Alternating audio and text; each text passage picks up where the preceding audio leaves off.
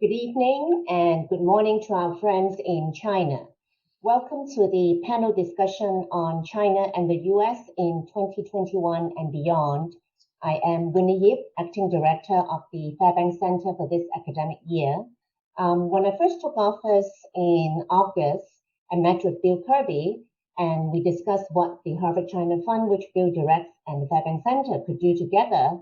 And we thought that given the unusual China-US relation, it would be important to have an opportunity to listen to and learn from knowledgeable colleagues on their insights on how we should think about the two countries' relationship in 2021 and beyond. And that was the history of tonight's panel. Today, as the US prepare for a new presidency, it is most timely to hold this panel discussion to explore different aspects of the hopefully more positive China-US relation, from trade to the economy, international relation, and of course, one area that we're most concerned and interested in, higher education as well. It is our honor to have Professor Kirby himself moderating the discussion. Bill needs no introduction to this audience. He's the director of the Harvard China Fund, a renowned historian of modern China, and his work examines China's business, economic, and political development and in an international context. And if I'm going to read Bill's CV, we will not be able to have time left for the discussion. And so with that, I'm going to turn over to Bill to introduce our esteemed panel and to start the panel discussion. Bill, please. Thank you very much, Winnie. And my sincere thanks to our distinguished guests, both on the panel and in the audience. We're here for a discussion on a very, very important topic. As we all know, the United States and China are global economic and military powers today. We have together a rich history of commerce, of friendship, of alliance, and of antagonism. We were allies in World War II. We were enemies in Korea and Vietnam. And we have since been both partners and rivals. And it's fair to say that both of our countries have been shaped and reshaped by the nature of our mutual relations. This relationship is now in a real crisis, and the outcome of that crisis will do much to define the world of the 21st century. I'm interested in this, of course, as a citizen of this country, of the United States, but also as someone who's been engaged with China for many decades. Interested also, as I have been teaching a new university-wide course here at Harvard on the United States in China this spring. And frankly, from our panelists, I could use some advice as to how to think of the present and the future of US-China relations. What are our enduring patterns? How do our two countries perceive each other? How does trade shape our relations? As in one way or another, it has from the Opium War to Huawei. How can we cooperate on global crises such as climate change? And since we're all at or have been at distinguished universities, what is the role of American and Chinese universities, such as Harvard or Tsinghua or Peking University, in shaping our collective future? We have a very distinguished panel here before us, and to help the audience engage them in questions after their initial 7 to 10 minute presentation, we have the chat function disabled for the event, but you use the Q&A box, and we request as you use the Q&A box at the bottom of your screen that you identify yourself with your name and Danwei, your name and affiliation. But if you don't wish to do so and wish to remain anonymous, you may submit your question anonymously as well. Let me introduce our first speaker, who's Professor Ming. Ming is Dean of the Yenching Academy of Peking University. She also serves as Associate Dean of Peking University's Institute for International and Strategic Studies. She's the director of its Center for American Studies She is professor of its School of International Studies. She studied and graduated at Beida, has been a visiting scholar at Berkeley and at Oxford, and has been at many American leading institutions, at the Carter Center, Carnegie Endowment, Brookings Institution, and happily has even visited Harvard. She's a member of the Zhengxie, of the Chinese People's Political Consultative Conference, and its Committee on Foreign Relations, and has been a trustee of the Asia Society in New York. So, Yuan Ming, let me just start by asking you, you're dean of the Yenching Academy, a place at Beida that brings extraordinary students from all over the world to Beijing. You teach a very famous course at Beida on US-China relations, actually on American culture and American society. How has your course on the United States changed, or how do you imagine it changing in the light of the tensions of the last 4 years? And how do you imagine it might conclude, maybe differently, 4 years from now? Can you start with that, please? Oh, yeah. Thank you very much. Can you hear me? Yep. Okay. Well, Bill, thank you for giving me this assignment. I could talk about 2 hours at least, but you only give me like 10 less 8 minutes. So let me be very brief. I started teaching this course 20 years ago at Peking University, and students, young people really like it. So every year we have about 400 young students, undergraduate students from all over the campus, different disciplines to join us. It's called the American Culture and Society. I have a book here. It's a textbook. So in the past 4 years, the students still register every year. They register for this course around the number 300 or more. But this year, 2020, maybe because of the pandemic, everything has to be online. So the number dropped very quickly to around 60. So for the past 4 years, I just saw this course, stable. The faculty, it's a joint faculty from different kind of disciplines, all of Peking University, those leading ones in his or her field, all had personal experiences in the United States. Some got PhD from American higher education institution, and some just work as Fulbright scholars in the U.S. Very good teaching team. I would say maybe the highlight, 4 years ago, I invited those young people from the Yenching Academy from United States, American young people, to join me in the class. My personal feeling, like their Chinese counterparts, just love it, because younger generation, when they meet each other in the classroom and started their personal stories or personal experiences, it's very good. If you ask me 4 years from now, what I see, I would say the course definitely would be on the university teaching list in our curriculum, no doubt about it. Then the teaching team would do more, like I already sent out the invitation to ask colleagues all over on this campus to do some evaluation of this course.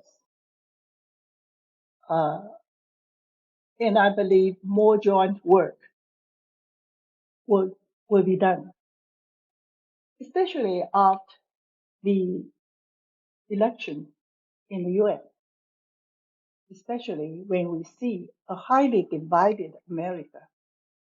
How we, as Chinese faculty, teaching team, members of teaching team, to tell our young people about the country on the other side of the Pacific, how we see history, culture, or as a whole, America. And the third point in my mind, if we imagine in the coming 4 years, the big uncertainty on this side is the students. How many people will continue to register, to join the class? It's hard to say now. Pandemic will be over, but the whole, the young, especially the students, young people, if their opportunities to study in the United States, the whole environment getting worse, how would they think about their future, which certainly relate to their interest in this particular class? So we would see. So Bill, I think I just stop here. Thank you, Yuen. Let me just one follow-up, if I might. You've been following the U.S.-China relations for many times, have been an important observer, commentator, and actor in it. Is this, in your experience, the low point? Have we reached the bottom?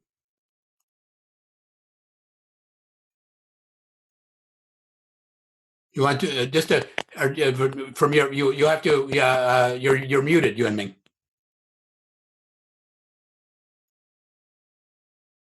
Well, I certainly concerned very much about the ongoing situation, but never, you know me, I would say, well, it's just a difficult time, but we have to work on it. Okay, thank you. Well, thank you very much for starting us on this. It's an interest. You know, The Economist just had an article about how Chinese studies, they argue, is in decline in Britain and in the United States, and interest in China. These could be mutually reinforcing and unhappy trends. Let me turn to another optimist, however, always an optimist in my experience, Professor David Daokui Li Daokui, who's the Mansfield Freeman Chair Professor of Economics and was the founding dean of Schwarzman Scholars at Tsinghua University. Two great programs right across the street from each other, bringing extraordinary people from around the world to Beijing. He's one of China's leading economists, active in policy advising and discussions. He served on China's Monetary Policy Committee and has been an external advisor to the IMF. He too is a member of the Chinese People's Political Consultative Committee and a member of the Global Agenda Council of the World Economic Forum. So David, so you're the founding dean, and Yuan Ming, the founding dean of Yenching, the founding dean of Schwarzman. So both deeply engaged in internationalizing missions. You've created this extraordinary Center for China in the World Economy, something that is much more about coupling than decoupling. How do you see China's role in the world economy evolving now in the light of changes in U.S.-China relations? Where do you see us, if you will, in 4 years' time? Well, first of all, Bill, thank you very much for organizing this, and also for Winnie for organizing this. This is a tremendously important webinar. And I was halfly joking with Bill before the start of this program that we all look better than before the pandemic, because actually we travel less because of a pandemic. We're actually becoming closer because of we are forced to use this technology, this internet conference technology, which proves to be better, much better than we thought. So we really should do more than we have been doing this way, right? And also, Bill, thank you very much for helping us, Tsinghua University, in setting up the Schwarzman Scholars Program. So every time, you and I meet together, we keep on thinking about the good old days when we work so intensely, right, before the start of the Schwarzman Scholars Program. Now, you have wonderful questions. Let me give you my central argument or central view before providing you with some more detailed arguments. Okay, my central view is that the China and the U.S. Of course are now in a very difficult situation in their relationship. I strongly argue that we need, and actually we are actually doing this. We need to reset. We should pause, like in a basketball game, right? We're not doing well in the first quarter. Let's pause. Let's have a long timeout. Let's rethink what has happened, right? And let's reset the relationship. Let's reset the game, right? We were not doing well. Both teams are not running the best strategy. The game becomes ugly, right? Let's reset it with each other. And the key players in resetting the relationship are universities like Harvard, Peking University, Tsinghua, and also like intellectuals like yourself, and also like Yuan, and also Fred Hu, and Shelley, all of us here, right? So we need to have a big timeout. We need to have a reset. Why is that? Because I have a very simple observation. That is, the two economies, the Chinese economy and the US economy, of course, still have tremendous room to cooperate. However, we cannot simply rely upon the economic relationship to repair the relationship. Instead, we deeply need a process of rediscover each other.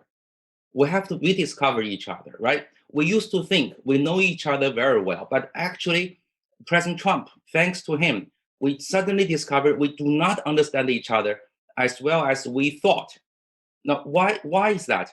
Well, let me be very specific. Okay, go to the specifics. Okay, on the Chinese side, we used to think we understand the U.S. very well. We watched your election with more interest than watching our national committee meeting of the National People's Congress, frankly speaking. And for us, it's very important, and also to be sorry to admit, it's also quite entertaining to watch your election campaign, the speeches, debates. Okay, I'm sorry to tell that, but it's the case, right? In our internet, every morning we have hundreds of postings after each turn of the election. However, in China, we do not really understand the US, including people like myself. At least we have not been able to understand properly. Why? Because we tended to forget that there's another half of the US who voted 73 million votes for Donald Trump, despite the pandemic, despite the Black Lives Matter movement, despite the interesting characteristics of President Trump, which has been shown in the process. Let me say this way, okay? Interesting personalities. I wouldn't say use other words, okay? Okay. So despite this, that person, President Trump, still got 73 million strong votes, the largest number of any incumbent president. So let's understand, for the Chinese, the other half of the US, who are maybe deeply religious, who have not been doing well economically for various reasons. And also, let's understand, for the Chinese, that democracy, at least the US style, is actually quite fragile. It's more fragile than we thought. We used to think America is wonderful, America is very robust. America is able to correct itself for any mistakes. Actually, it takes a longer process and it's more fragile than we think. Okay, so on the other hand, to our American students and American scholars, okay, I would also like to say that please rediscover China, especially rediscover the Communist Party, how the party works. Okay, so it's very popular and wrong in the US to view China as an authoritarian state. It's very popular and to view the Chinese Communist Party as the same party that used to rule the former Soviet Union. Actually, it's very different. Bill, you know the best, I think, among American scholars, among American intellectuals. The Chinese Communist Party actually was very seriously thinking about changing its name about 20 years ago under Secretary General Jiang Zemin, right? And in the end, they did not change. This is very much open, okay? Now, why is that? Because the debate about whether changing the name of the Communist Party to drop out the word communist, right, was because of misunderstanding in China and outside China. The Communist Party actually is a party following 2,000 years of Confucius and Mencius tradition. And here I emphasize the tradition of Mencius. The Mencius tradition is, the Mencius philosophy, political philosophy is that the people are like the water. The water can float a boat. The water can also turn down or undermine a boat, right? So as a ruling party, you have to be always very, very careful in watching out the complaints of the people. So today, the Chinese Communist Party's new motto is that people-centered development, people-centered politics, right? People-centered pandemic prevention, people-centered. That's the Mencius tradition. And on top of that, the Chinese Communist Party, before assuming national power, fought for 22 years brutal war, first against the Nationalist Party and then against the Japanese, right? Military wars, 22 years, much more so than the Russian Communist Party, meaning that the ruling party must be very pragmatic, very adaptive. So in the popular word called the seeking truth from facts, okay, otherwise the party would be finished. The party actually almost was finished, right? Around 1927, as you know, 1927 to 1930, right? Because of Soviet influence, right? And Mao, of course, came out and rescued the party. So that's the tradition. So I strongly argue that Americans rediscovered Chinese political system, stop using the word authoritarian state. And in fact, let's go beyond. Let's understand the process within the party to choose its leaders. In China, it never will be the case that that reality show anchor becoming the #1 party leader in China. Okay, instead, #1 leader in China has to rotate in the jobs of major provinces and counties, and has to go cover a wide range of jobs before assuming the experience. So these are the things what I try to teach. At our Schwarzman College. Every time, whenever there's an important meeting in Chinese politics, I would come out and teach our students what's going on, how to decipher the rhetorics in the Xinwen Lianbo in Chinese evening news, right? So these are the things I urge that the incoming cabinet of the Biden administration really come to Harvard, come to your class. Bill, you offer a seminar to these people, okay? Tell them to rediscover the Chinese politics, rediscover Chinese political economic system before the US can deal properly with China. So my bottom line, to reiterate, is let's have a long timeout, like in a basketball team, okay? We both teams got technical fouls, okay? The referee give us technical fouls, okay? Let's pause, let's control our emotion. Let's both teams come back and rediscover each other and come up with a better strategy. Let's cooperate in many areas in terms of in economics and in science technology, in academic exchange. Meanwhile, of course, we compete. If we don't compete, how can we have human progress, right? Competition is very important for human progress or society progress, right? So let's rediscover each other. And in the process, I pin very high hope for Harvard University, for Bill and your colleagues, because Biden administration, right, different from Donald Trump's administration, attach much more value to academics, and we expect much more to academics and to researchers, to deep thinkers. Okay, so I'm optimistic, as you said, because of Harvard, because of you. Okay, because of Fairbank Center. Thank you very much.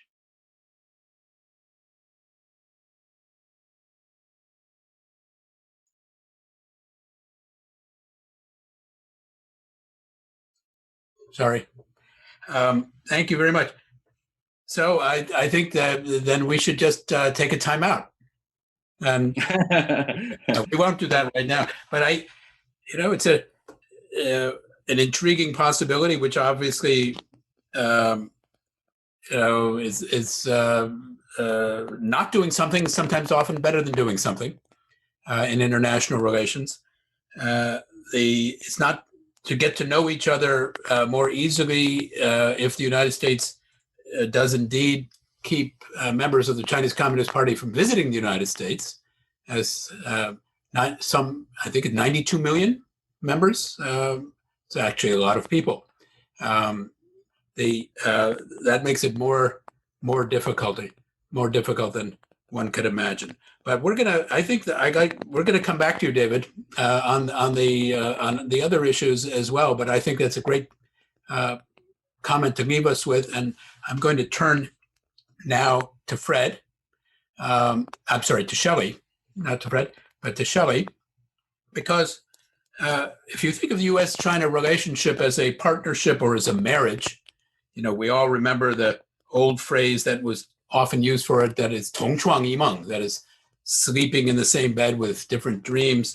I always tell my students, particularly those who have been to or from China, that the United States and China are really married together. We are an old couple, maybe by an arranged marriage originally with a common enemy, but an old couple that is working through very difficult issues in its relationship. And we have children, including many of the people watching this seminar, including the hundreds of thousands of Chinese who have studied in this country and the tens of thousands of Americans who study and do business in China. But we're also part of a ménage à trois, because across the strait, the Republic of China on Taiwan has been a central issue in the U.S.-China relationship since 1950. And it is an actor that has been a force at times for great stabilization in this relationship. It's an actor that has done remarkably well in economic terms over times. It's a Chinese political entity that has embraced democracy. And to help us with this is Professor Shelley Rigger, the Brown Professor of East Asian Politics at Davidson College. She is a distinguished doctorate of this university, as are David and Fred. She has been visiting researcher at National Zhengzhi University in Taiwan and at visiting professor at Fudan in Shanghai. She's the author of multiple works and books on Taiwan's domestic politics, politics in Taiwan, from opposition to power, and has her monograph, her most recent book I actually have right here, Shelley, and I've forgotten the title of it. And Why Taiwan Matters. Why Taiwan Matters. Why can I not remember a title like that? And I'm going to be assigning it because I was just read it last week. Again, I'm going to be assigning it for this U.S.-China course. So Shelley, as the leading American expert on Taiwan and this triangular relationship, how do you see it evolving? How might tensions be diminished, if they can be? What confidence building measures might take place? All right. Well, first of all, thank you very much. First of all, thank you very much for assigning my book. I hope there are a lot of students in that class and for including me on this really excellent and august panel. I'm very honored to be here. And I don't know that I'm going to be able to solve the challenge of the Taiwan issue tonight, but I will try to at least offer a little bit of perspective through the lens of two paradoxes. They may not seem like paradoxes to everyone listening, but I think they are paradoxes. One is really a paradox for people in the People's Republic of China, and the other is a paradox for many Americans. So the first paradox of the Taiwan issue, if you will, is that progress in cross-strait relations, so in the relationship between Taiwan and the PRC, is more attainable when people in Taiwan feel relaxed and confident than when people in Taiwan feel anxious and threatened. And this is hard for many PRC folks to understand because it seems to them that when Taiwanese feel confident, they're more likely to try and run away in the thinking of many in the PRC or put some distance between Taiwan, political distance, economic distance, military distance between Taiwan and the mainland. But in fact, when Taiwanese are confident that they are not going to come under intense pressure or have their interests undermined, that's when they're most willing to interact with the mainland. This dynamic is evident in economics and politics. So at a time when the PRC and Taiwan economies were very complementary, the Taiwanese were very willing to engage. As they have become more competitive, Taiwanese have become less willing to engage. We see it as well in politics, and we even see it in the security realm, which is why the US has always resisted Beijing's logic that Washington should stop selling arms to Taiwan. Washington's response to that has been, look, the Taiwanese are not going to talk to you or engage with you if they don't feel secure. So our weapons sales actually help them to have the confidence and security that they would need to begin a dialogue under conditions where that is possible. So that's the first paradox. The second paradox is that Taiwan is most secure when US-PRC relations are stable and constructive. This one is hard for many Americans because a lot of Americans assume that Taiwan applies a basic, the enemy of my enemy is my friend logic to the triangular relationship. But in fact, the PRC is not Taiwan's enemy. It is a difficult relationship, the relationship between Taiwan and the PRC, but Taipei would like to avoid hostility with Beijing. And in fact, along certain dimensions, successive governments in Taipei have sought to build cooperation with the mainland. Also, tension and conflict between the US and the PRC tends to pull Taiwan into that conflict in a way that has lots of danger for Taiwan and very little benefit. I should add that when I say that Taiwan does best or thrives best when there are stable and constructive relations between the US and the PRC, doesn't mean that I think that it thrives when there's no disagreement. There will always be disagreement between the US and the PRC. But what I mean by stable and constructive relations is that the two sides are managing their disagreements, not letting them spiral out of control. So hearing Professor Lee say, we need a timeout, I think that's a good idea, because I think right now our disagreements are spiraling out of control and we have kind of lost some perspective, and we need to get a grip. Both sides, all sides need to get a grip. So if I were the referee, and I do have experience as a referee, not in basketball, but another sport, I would be blowing the whistle and throwing the flag about this time in the game. So where are we now? Taiwanese do not feel confident or relaxed at the moment. Anti-PRC sentiments are running high in Taiwan. I can talk more about why that is in the Q&A if people are interested, but it has to do with economics. It has to do with the domestic situation in the PRC. It has to do with the Hong Kong crisis, the COVID pandemic, and military pressure. So there are many reasons why anti-PRC sentiment is at a high ebb in Taiwan today. And at the same time, opportunities for warmer relations between Taiwan and the mainland seem very limited. So a lot of Taiwanese are kind of looking for alternatives to engagement with the mainland because they see engagement with the mainland as unlikely or nearly impossible at the moment. On the other dimension, US-PRC relations don't seem very stable or constructive at this moment. So Taiwanese are trying to figure out how to operate in that scenario. So ideally, US and China would have stable, constructive relations. When they don't, and when there's no opportunity for Taiwan to have improved relations with the mainland, it's, I suppose, logical that Taiwanese would try to make the most of Washington's willingness to pay attention to Taiwan, while at the same time trying to avoid getting pulled into the middle of worsening great power competition.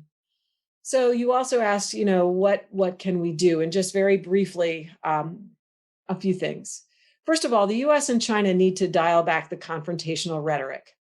They need to focus on resolving issues that can be resolved, disagreeing constructively, or at least not destructively, on things that can't be resolved, and cooperating on matters of shared concern, including climate change and the pandemic. There will be another pandemic, and we have to work together to address it before it gets here.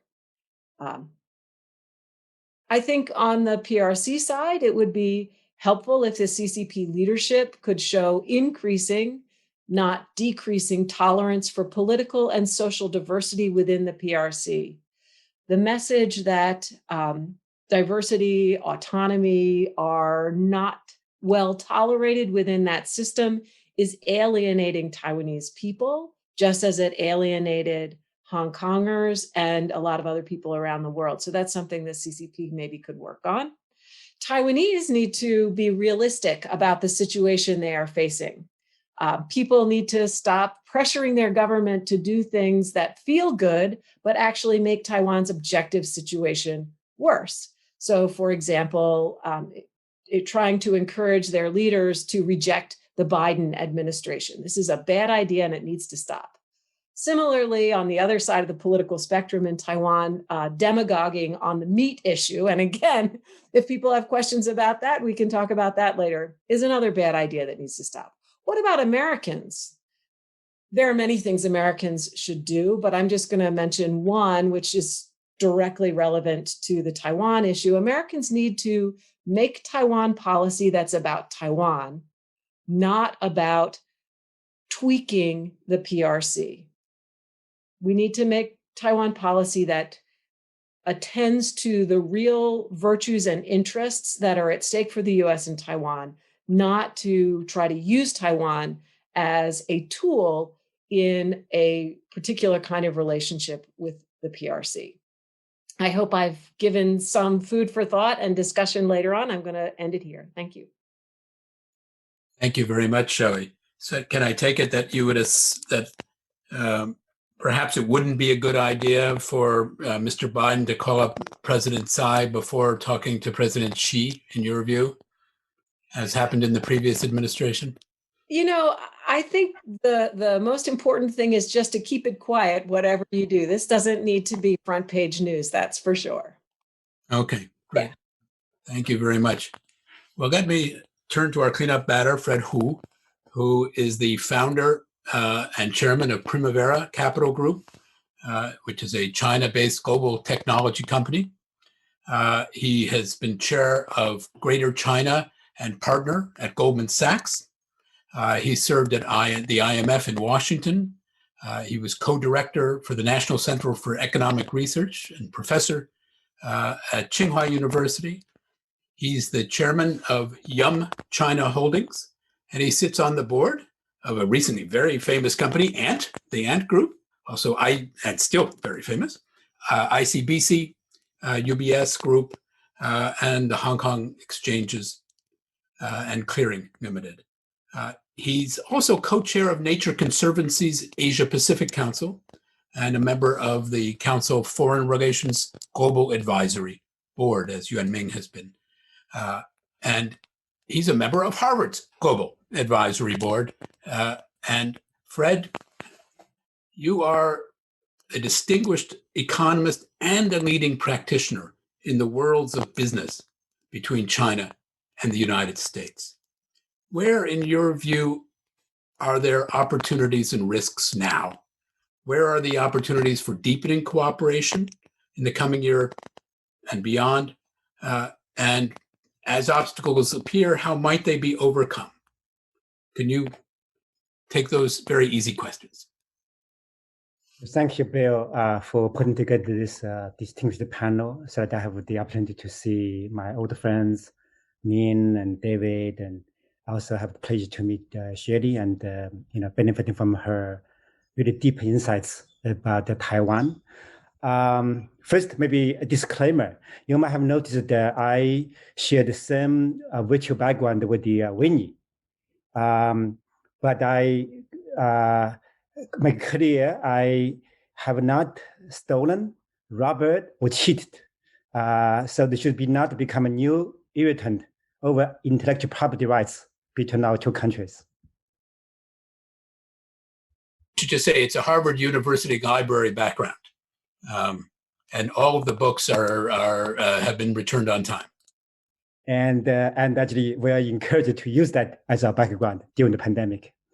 So on Bill's your question, despite the alarmingly high tensions between China and the U.S. right now, both sides really should step back and realize disputes and quarrels aside, there are actually a broad array of shared or convergent interests between China and the US.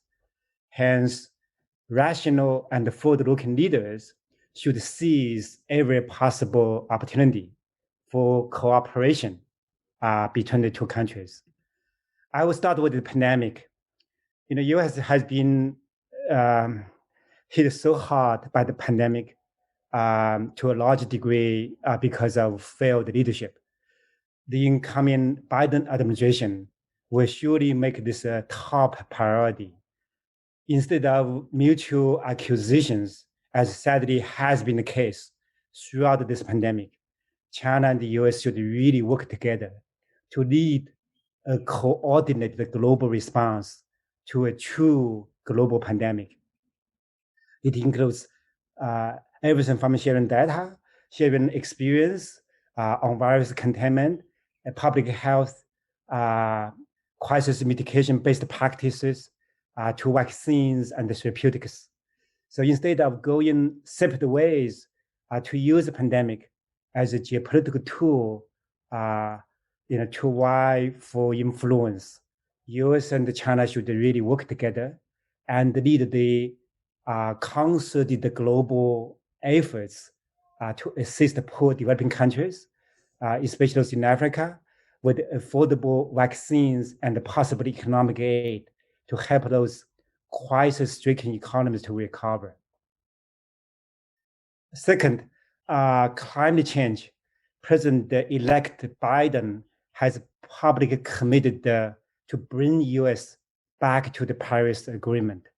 That agreement, as we know, signed, ratified by more than 160 countries, except the biggest country, biggest economy, and the Trump administration. So partially to undo the damages caused by Trump, and President-elect Biden has also committed to a zero net emission goal by 2050. So coincidentally, President Xi Jinping has also announced at the UN General Assembly in September that China commits to carbon neutrality by 2060. So hence, as we see, the two largest economies largest energy consumers and the largest emitters have both embraced climate change as a national and international strategic objective. So clearly, there's a shared vision here, and shared interest and commitment to climate change between US and China. So this, I believe, may well be the most significant opportunity for our two countries to partner and collaborate with each other. Third, I will quickly, nuclear non-proliferation. President Trump has torn apart the multilateral Iran nuclear deal and failed to, on his high-profile summits with Kim Jong-un on North Korea denuclearization. The Biden administration will need to salvage the Iranian deal and continue to press North Korea on dangerous WMDs. So again, both China and the US are aligned in terms of end goal. It is fair to say US will not be able to make any meaningful headways unless it is prepared to work with the other countries, but especially with China, certainly in the case of North Korea. So finally, aside from a Trump administration's reckless trade wars, EU justified the assaults against Huawei, TikTok, WeChat, and many other Chinese tech companies. Perhaps the most damaging of all recent US actions to the bilateral relations are the restrictions or threatened restrictions on Chinese students and scholars studying and doing research in the US. Bill, you are the not only the distinguished historian on China, but also really distinguished authority on higher education. And we're looking forward to your new book. As we all know, an open higher education system is one of the most enduring competitive advantages of America, enabling US to attract and oftentimes retain the top talent from around the world, including China. Since 1979, Chinese students have made America, the single most important destination for study. The majority of our Chinese students, when David and I both were in graduate school in the late 1980s and early 1990s, have chosen to stay in the US, becoming American citizens and serving on the faculty and research labs across US university campuses. As for those of us, like David and myself, who have returned to China, we have also been promoting the ties between our two countries. So educational exchange really bring about numerous tangible and intangible benefits to the two countries and to the world at large. So should and will outlast whatever administrations in either capital and transcend domestic politics in either country. So I'd like to thank Harvard and Bill for your leadership to make sure Harvard, for one, remains deeply invested in and engaged with China, no matter how the political climate may have changed. So I close by saying that restoring and maintaining two-way education and cultural exchange are just absolutely essential for a healthy and sustainable bilateral relationship. Hence, a vital opportunity of cooperation, not just for the next 4 years, but for many generations to come. Thank you. Thank you very, very much, Fred. Before we turn to the audience, we have a bunch of questions coming in, and I urge people to send in questions via the chat. I'd like each panelist now to take 1 minute to think of in this 1 minute, what is the one thing or the first thing? We've just had an American election. We do have a president-elect. There will be a new administration, no matter what you've heard out there, and it will take office on January 20th. What is the first thing that Mr. Biden should do on January 20th, or that the U.S. could do? And what is the first thing that China could do if, as it seems this panel broadly agrees, there is the opportunity for a reset or to look for areas of cooperation? So let me start with David. Let me start with you. What's the first thing Biden should do, and what's the first thing President Xi should do? The first thing President Biden should do is to invite a famous professor named Bill Kirby to host a seminar for the White House. Seriously, for the cabinet to talk about the new reality of China. What's the second thing he should do?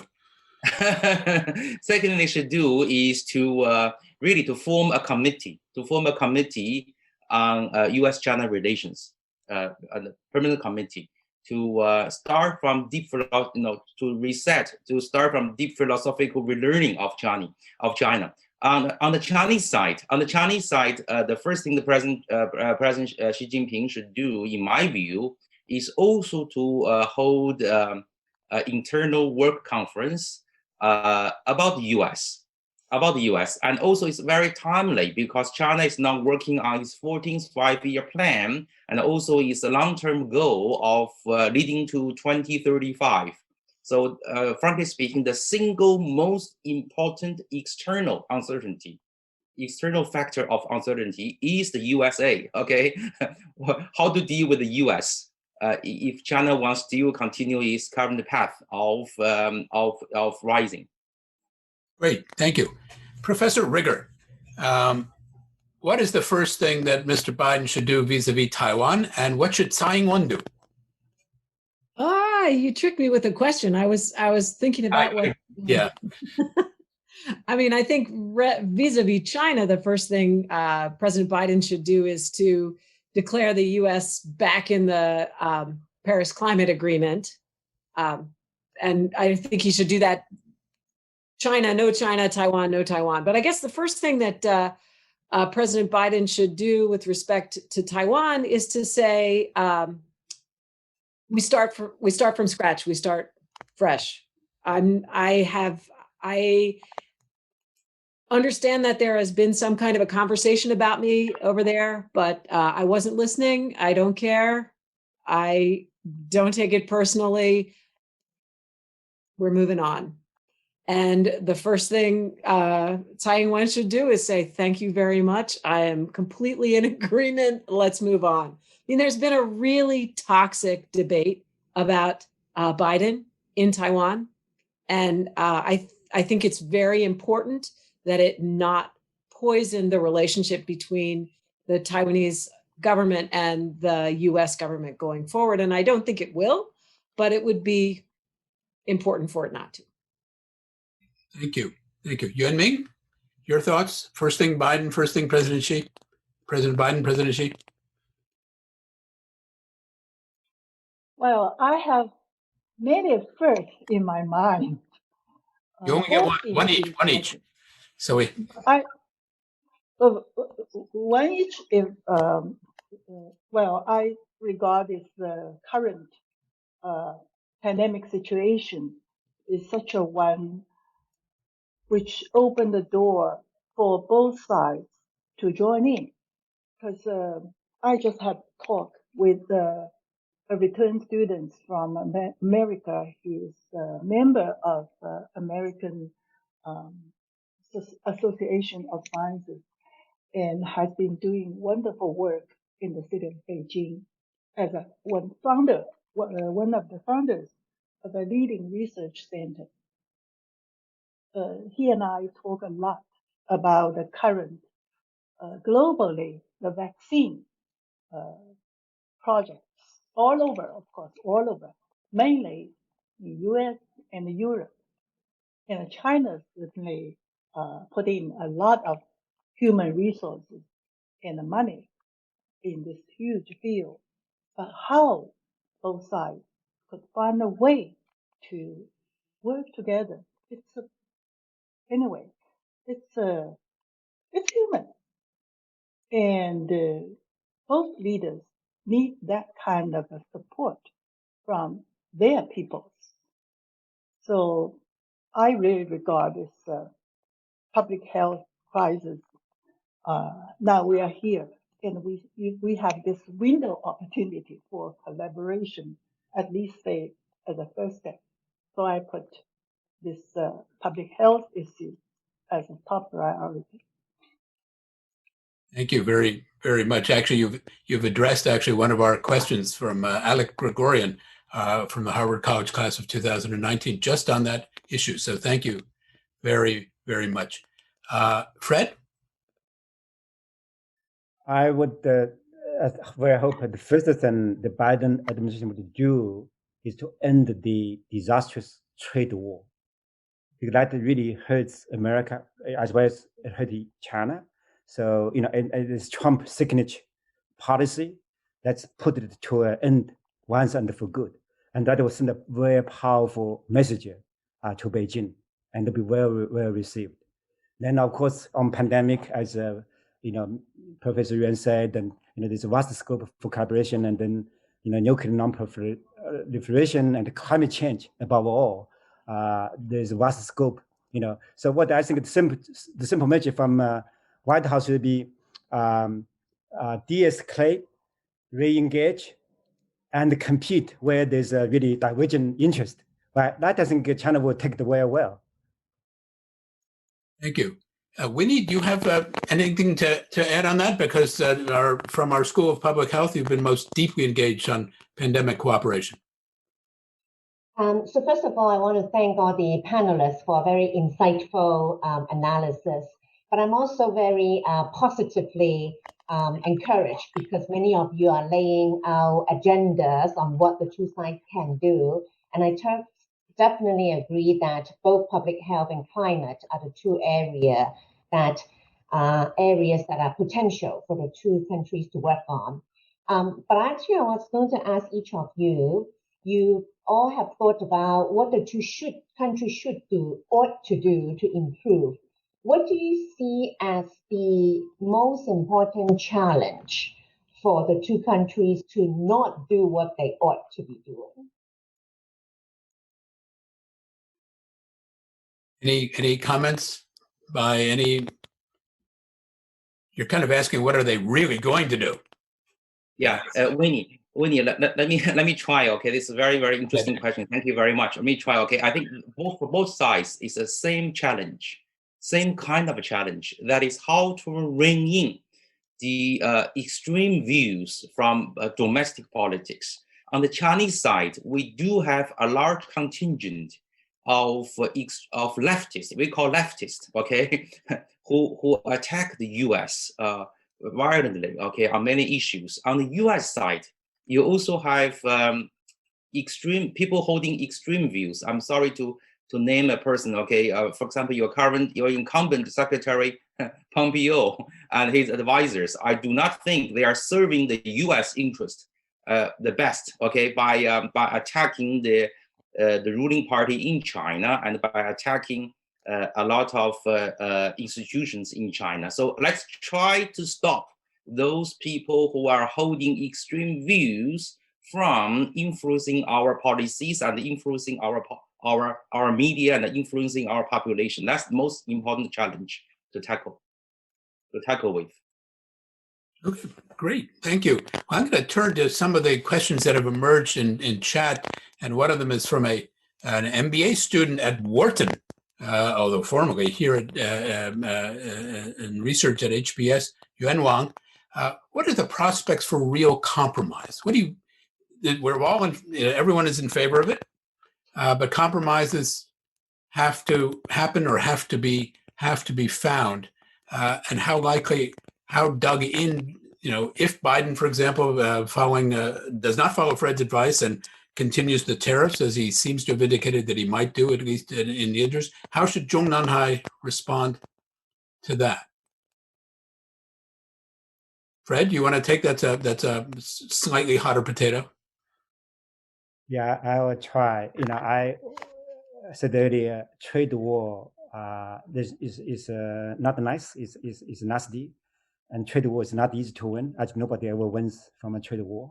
So even regardless of what the Biden administration might do or not to do, I would hope Beijing would unilaterally end the trade war by getting rid of all the tariffs, just in response to Trump's actions. Not only that, Beijing could go even further to, in fact, lower tariffs across the board to really become a champion for global trade liberalization and to make WTO work again for the world economy. So if China does that, I think a lot of anti-China sentiments in the U.S. and the protection sentiments in the U.S. might eventually subside. Fred, Bill, I'm sorry to cutting. Okay, I completely agree with Fred. Okay, the Chinese side actually, if you watch carefully, has shown very positive signals in the past 2 weeks, maybe 3 weeks. First, President Xi announced that China is joining Japan and many other countries in the negotiation of the so-called CPTPP, Comprehensive and Progressive Trade Partnership. I think that's the right word. CPTPP. Okay, and also China announced that it just signed RCEP, the Regional Comprehensive Economic Partnership. Right, and also President Xi last week, 3 days ago, made a video speech to the International Advisory Board of the Tsinghua School of Economics and Management. You may think this is always a small potato, but actually that board, that advisory board, is the most I'm running out of words, most interesting and luxurious, high-profile board of all schools. Okay, the CEOs of all major corporations are there. Okay, so why would President Xi Jinping make that speech, to that video speech to that board? Of course, a virtual meeting. President Xi Jinping wants to send a signal that China is willing to talk, is willing to push for continued globalization. So Fred, I'm completely with you. Okay, China is actually already sending out olive branches. We have among the questions that have come in our chat are ones that remind us that the U.S. and China relationship is not only about the United States and China.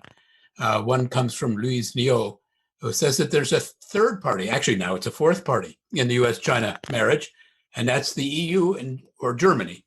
And she quotes Martin Wansleben from the CEO of the German Chamber of Commerce and Industry, who said that there's a German saying, when two people's quarrels, the third rejoices. But as Shelley has said, that's not necessarily the case in the case of Taiwan, and it's not necessarily the case in the case of the EU. Because how can a third party, what role might, say, the EU or largely German influenced EU play in resetting if any, the Chinese-American relationship?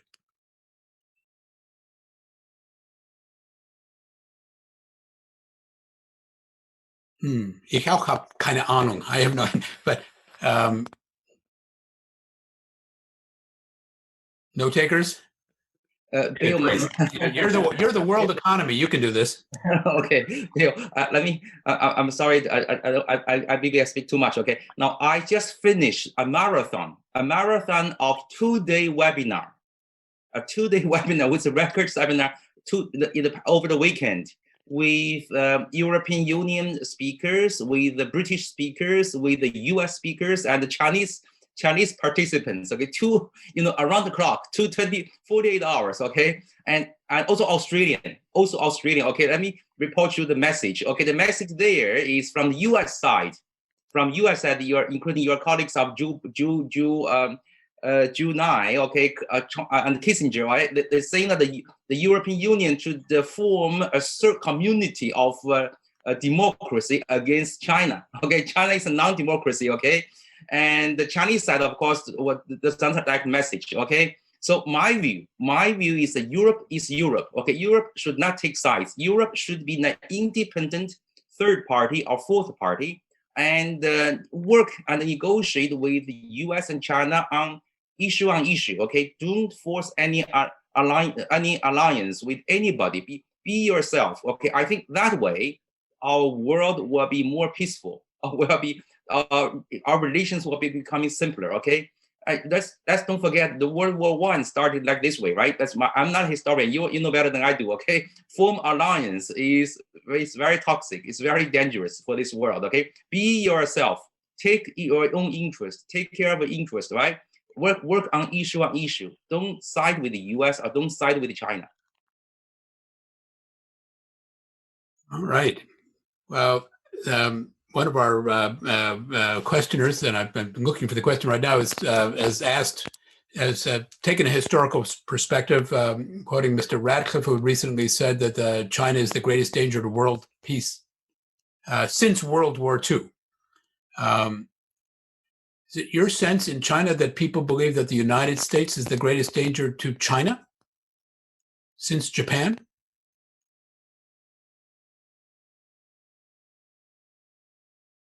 Sorry, Bill. I'm sorry. I'm running the risk of speaking too much. Okay, I truly disagree with this view that China is the single largest threat to international peace. Okay, for one superficial reason and one fundamental reason. The superficial reason is super simple. China does not have a single piece of military base outside the mainland territory. Okay, U.S. I think. I may be wrong. U.S. has 300 military bases. I may be wrong, okay? I'm not expert in this area, but definitely more than one, okay? More than one, the U.S., okay? And also, despite the rhetorics about the threat of the Belt and Road program, despite the rhetorics of China-Pakistan good alliance, right? China does not send out any single military advisor to any of the countries, including countries in like Pakistan and Belt and Road countries, right? So that's very superficial. And also since 1979, China is the only large country not involved in any war, external war, okay? Australia is involved, Britain is involved, Germany even sent out the army to one of the wars with the US, right? So this is a superficial reason, okay? The fundamental reason is this, okay? Again, I'm speaking like a non-expert in front of expert. Okay, you are expert. Okay, so help me, please, Bill, to tell me whether I'm wrong or wrong. I believe.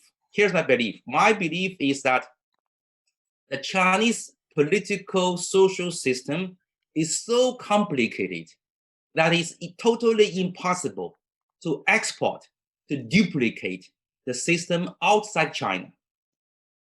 Unlike the case of the UK democracy, US democracy, right? And also the Bible is much easier for the US, at least so far, that's the perception. Okay, it's much easier for the US political system to be duplicated, to be exported to other countries. So China has no ambition and no capacity to expand beyond this border. All China wants, in my view, people talk about a grand plan or a grand ambition. There is a grand ambition. The grand ambition is for China to come back to whatever days of before 1840, okay, Opium War, okay, to become a well-respected country, a prosperous region with happy people. That's it. So I do not think China is the threat of international peace. To the contrary, China is actually potentially a stabilizing force for international peace and to cooperate with the US to maintain international peace. Okay, I should stop. I talk too much. Please, Bill, you should provide answers. You are a historian. You know better than I do, okay? But you've hit on an issue. I think is what we are in a moment, and a number of the questions really have this at their heart as well. We're in a moment of great mutual suspicion, lack of mutual trust, and I would go far to say almost mutual paranoia. So if I'm looking historically at China today, China is at its most secure position geopolitically, strategically, since the Opium War. That is to say, no one threatens China's borders. Not Russia, not Japan, not Taiwan, not going to retake the Ming and Shelley, not Vietnam, not India. The only possible threat that I can think of to China comes from, because you never know where a North Korean missile might land. But it's, and yet there is still a profound sense of being threatened. And the United States, it's not a matter of really a physical threat, but a great sense of inadequacy, of growing inadequacy, of falling behind. The Huawei business, in part because the United States has no company at the moment to compete with Huawei. It relies on Europeans or Chinese for the infrastructure for its 5G networks. And there's a sense of falling behind and a sense of drifting behind more than falling behind. But this mutual, do you have, in a world, let me ask all of you this, in a world in which seemingly increasingly many people in this country get their information from sources of, at least from my point of view, of dubious value, and in China also, both through the internet and through state-controlled media and censorship, often highly distorted views of what is going on in the outside world. How does one begin to get beyond the fear of fear? The fear of fear itself, to quote another American president taking office at a time of crisis. Yuan Ming? Yes, I want to join in, partly join David's point. Those extreme views actually on both sides, they just not only there, but quite widespread. They are feeding each other. It's not healthy at all. But I also want to say, here in China, there are quite different kind of views, which is challenging those extremes. And some publications, certainly here, which I quoted a lot.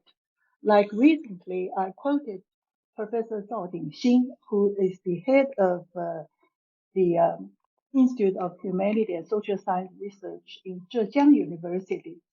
Professor Zhao is a return student from University of Chicago, and played quite active role in Chinese intellectual society. And he published an article in a journal which not that familiar to me, called 文化纵横, which becomes more and more so popular, well known here. And what Professor Zhao said is exactly, Bill, what you mentioned. If he put that in Chinese, like in the historical long run, if we started from Yang Wu Yundong, from that kind of historical perspective, China at the current moment still is in the best, comparatively speaking with the past, the best position to reform itself, to develop, and then by shaping the world, mainly by changing itself. So I very much agree with that kind of a balanced point of view. And I think if we could have this kind of views getting more known around the world, especially in the US, which is very helpful.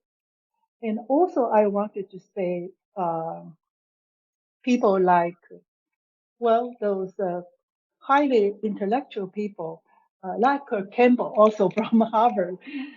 Kirk and Jake Sullivan published an article last year in Foreign Affairs. They talk a lot, of course, but one sentence really caused my interest, China may ultimately present a stronger ideological challenge than the Soviet Union did. Well, what does that mean, Phil? I hope you will give me some answer to that. For me, this sort of a conclusion or point, I certainly can understand why they put their ideas like this, but people like them, Kirk and Jake, now they will have more influence on Mr. Biden's policy, if I may have a guess. I think their point in their article in Foreign Affairs seemed to me too simple.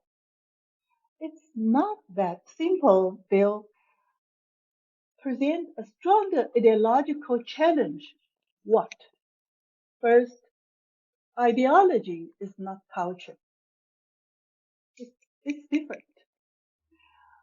And then talking about culture, how much do they know the Chinese culture? Bill, well, we almost all agree when we talk about one American who can really explain or elaborate on Chinese culture, we'll recommend Bill Kirby, right?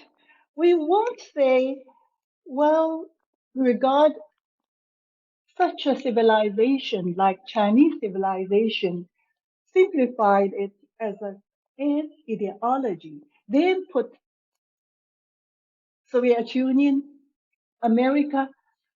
Well, this is the world. This is a very complicated world, back into history. How could we in 21st century give some explanation with such a simple or simplest rhetoric? It will misleading, especially misleading the younger generation who are going to build up our future. So let's still come down to the bottom. When we started those education, those mutual understanding, from where should we start? Certainly we can't start from those kind of simple ideologically China's challenge is stronger than the former Soviet Union, blah, blah, blah. Well, it's not helpful. I'll stop here. I thought David captured that point of view very directly when he talked about the lack of a political export model.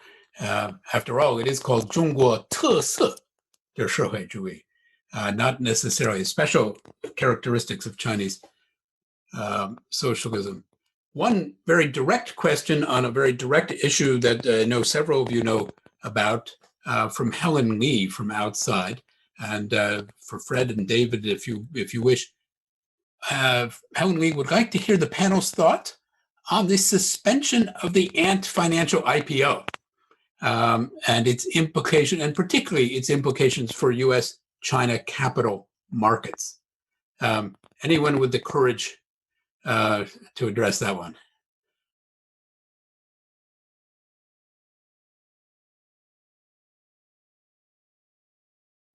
David, I think it would be best for you to do this. Yeah. No, I'm not going to talk. Okay, but my only point is that that question was tailored for Fred. Fred, you have to answer. Well, so we all know the IPO, much anticipated, was suspended.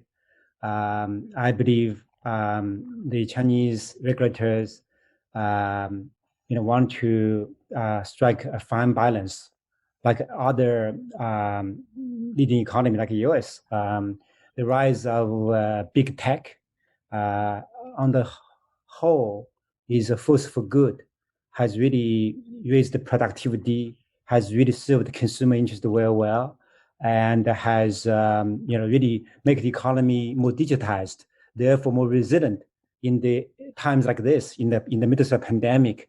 So there are many benefits China has ripped from the rise of fintech.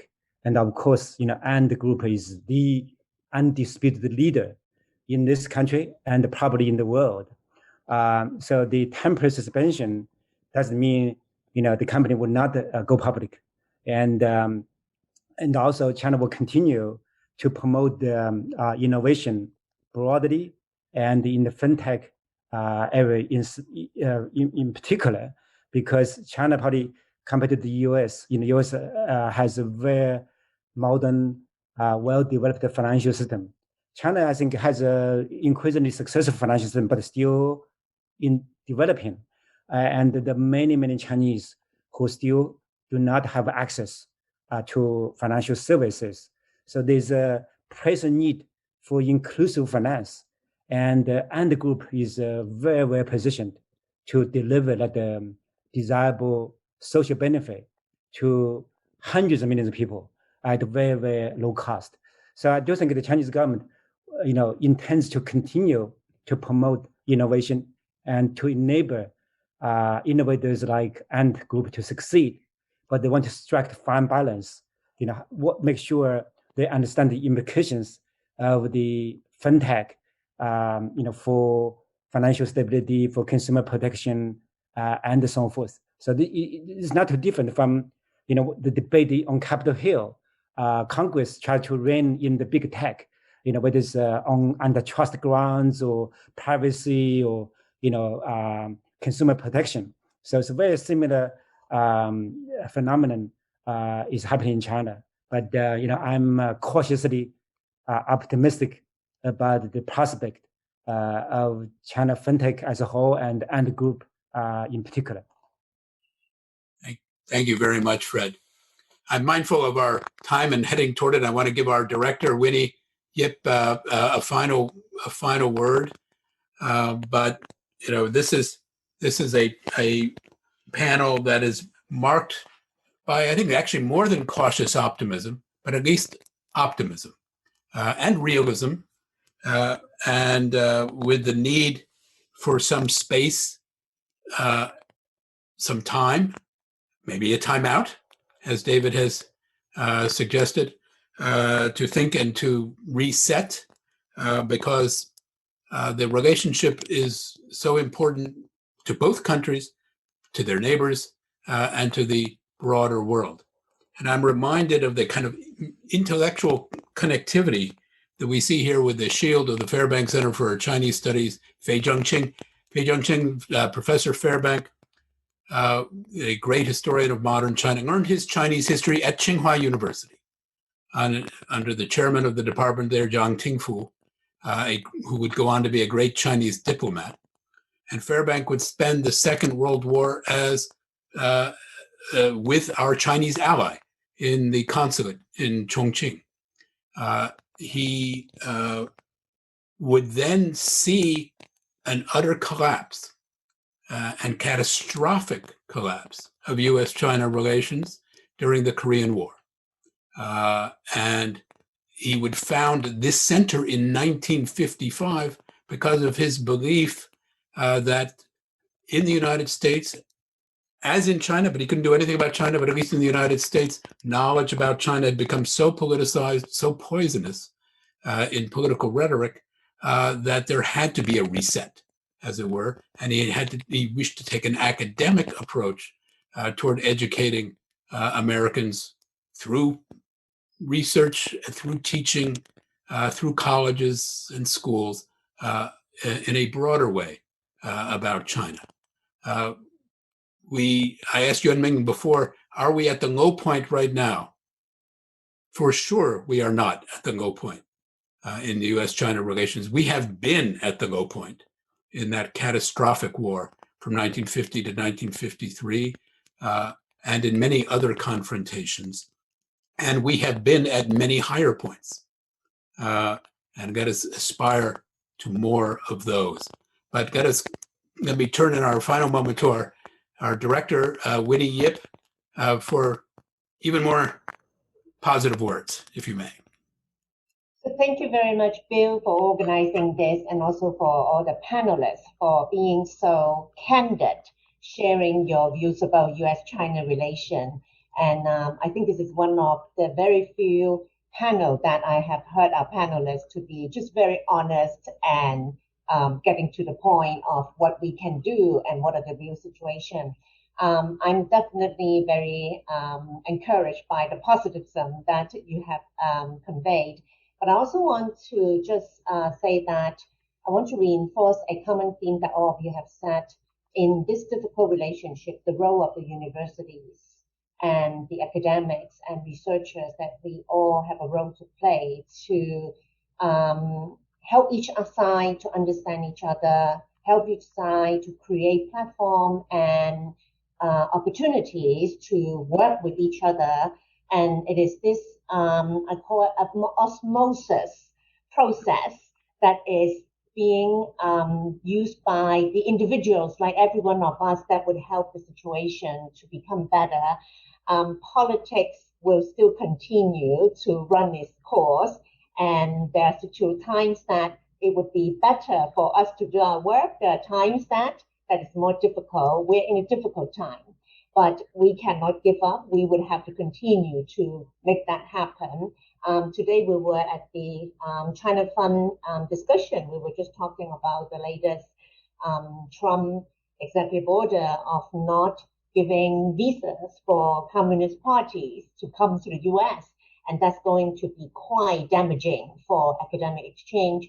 And so again, I think it's up to all of us here and beyond to work with each other to make it happen better. So again, I thank you, all of you, and I hope this is the beginning, not a beginning, a continuation of us working together to continue to make the relationship as good as one can be. Thank you very much.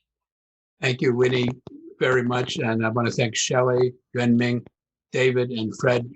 Very much appreciate you being up early on the Pacific side and up late here on the East Coast for Shelley and Winnie. 感谢. Thank you. Thank you.